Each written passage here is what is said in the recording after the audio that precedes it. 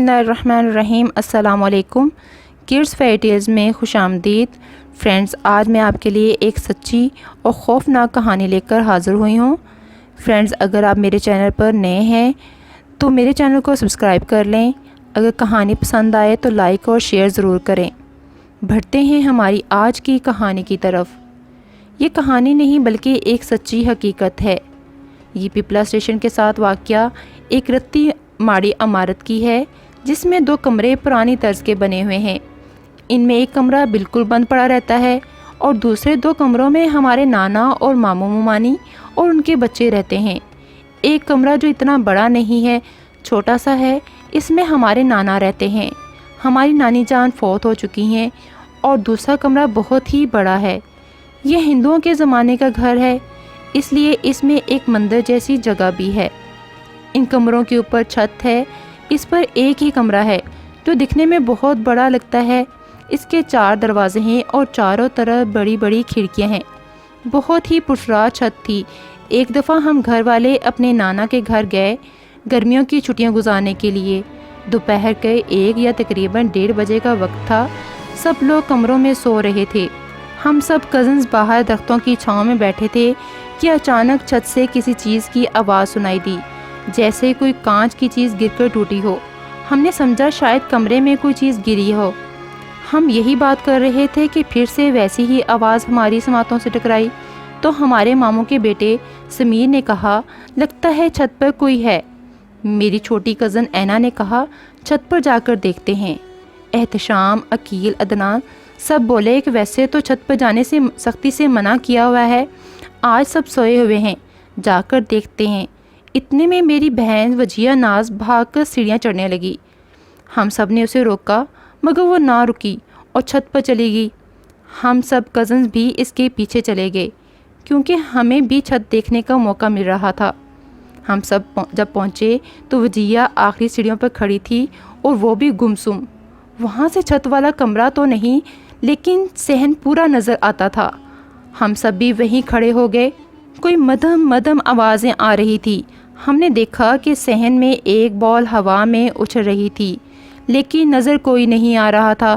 جیسے 2 بچے بال سے کیچ کھیلتے ہیں ویسے ہی بال ایک طرف اڑ کر دوسری طرف جاتی، پھر وہاں سے اڑ کر اسی طرف آتی تھی۔ اتنے میں ہماری چھوٹی کزن نمل ناز نے دیکھا کہ ہم سب سیڑھیوں پر ہیں تو وہ بھی بھاگ کر ہمارے پیچھے آ گئی اور جب اس نے دیکھا تو وہ وہاں پر چیخ مار دی۔ ہم نے جب سب نے پیچھے مڑ کر دیکھا تو ہم سب بھاگ کر نیچے اترنے لگے۔ نیچے اترتے ہوئے ہمارے نانا نے ہمیں دیکھ لیا۔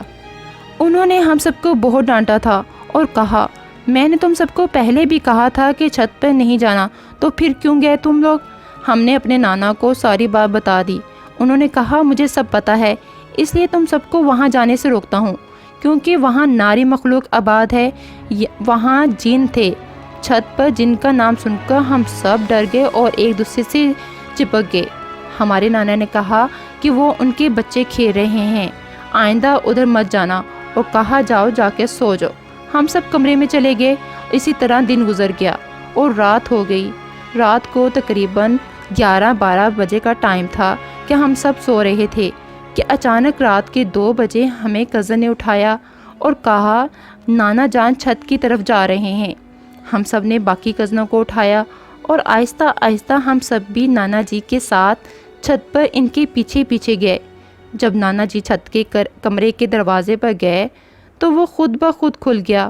ہم سب حیران رہ گئے اور کھڑکی سے اندر جھانکا تو وہاں پر بہت ہی شور کی آوازیں آ رہی تھی، بچوں کی اور بڑوں کی باتوں کی آوازیں آ رہی تھی۔ کمرے میں 4 کونوں پہ 4 دیے جل رہے تھے مگر نظر کوئی بھی نہیں آ رہا تھا۔ اتنے میں ہماری نظر نانا جی پہ پڑی تو وہ کمرے کے درمیان میں ایک پرانے سے اسٹول پر بیٹھے تھے۔ انہیں دیکھ کر ایسا لگتا تھا کہ جیسے وہ نیند میں ہوں۔ ہمیں اس کمرے میں بہت سے بھیانک سے سائے نظر آنے لگے۔ ہم سب ایک دوسرے کا ہاتھ پکڑ کر کھڑے دیکھ رہے تھے کہ اتنے میں سائے کی جگہ بہت سے لوگ نظر آنے لگے۔ اف اللہ، اتنے بھیانک لوگ ہم نے کبھی نہیں دیکھے تھے۔ ان کے چہرے پر صرف ایک آنکھ تھی اور سب کے بڑے بڑے ناخن اور دانت تھے۔ ان کی اس ایک آنکھ سے ایسا لگتا تھا جیسے خون ابھرا ہو، بالکل لال، اور ان کے جسم سارے جلے ہوئے تھے۔ ان کو دیکھ کر ہم سب ڈر گئے اور ایک دوسرے کو نہ بولنے کا اشارہ کیا۔ ہمارے نانا جی جیسے بیٹھے تھے ویسے ہی بیٹھے رہے اور کچھ منہ میں پڑ رہے تھے، اور سب ان کے آگے چپ کر کے کھڑے تھے۔ ہمیں حیرت ہوئی کیا معاملہ ہے۔ اتنے میں ہم نے دیکھا کہ ایک بہت ہی بھیانک قسم کی لڑکی، جس کے نہ ہونٹ تھے اور نہ ہی ناک اور کان تھے، سب کے گلے لگ رہی تھی۔ سب زور زور سے ہنس رہے تھے۔ ہمارے نانا جی دروازے کی طرف بڑھے، خود بخود پہلے کی طرح دروازہ جیسے کھلا تھا ویسے ہی بند ہو گیا۔ دروازے کے بند ہوتے ہی وہ چار کونوں کے دیے بھی بجھ گئے اور سب طرف اندھیرا ہی اندھیرا چھا گیا۔ ہمارے نانا چھت سے اتر کر آئے، ہم بھی ان کے پیچھے اتر آئے۔ جب ہم سب اتر رہے تھے تو میں نے نانا کا ہاتھ پکڑ لیا۔ نانا یوں چونکے جیسے وہ نیند سے جاگے ہو۔ ہم نے ان کو کہا کہ آپ چھت پر تھے، تو انہوں نے کہا نہیں، تو ہم نے کہا ہمیں پتہ ہے، ہم نے آپ کو دیکھا ہے۔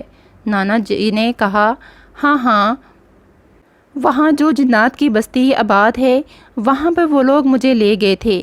ہم نے کہا کیوں؟ کہنے لگے ان کی شادی تھی، وہ سب مسلمان ہیں اور مجھے نکاح پڑھوانے کے لیے بلایا تھا۔ ناظرین، میں آپ کو بتاتی چلوں کہ ہماری نانی کی موت بھی جنات کے دم گھونٹنے سے ہوئی تھی۔ ہم سب کو بہت حیرت ہوئی۔ نانا نے کہا آئندہ ادھر مت جانا اور جا کر سو جاؤ۔ ہم سو گئے اور صبح گھر واپس آ گئے۔ پھر ہم آج تک ادھر نہیں گئے، اگلی چھٹیوں میں جائیں گے۔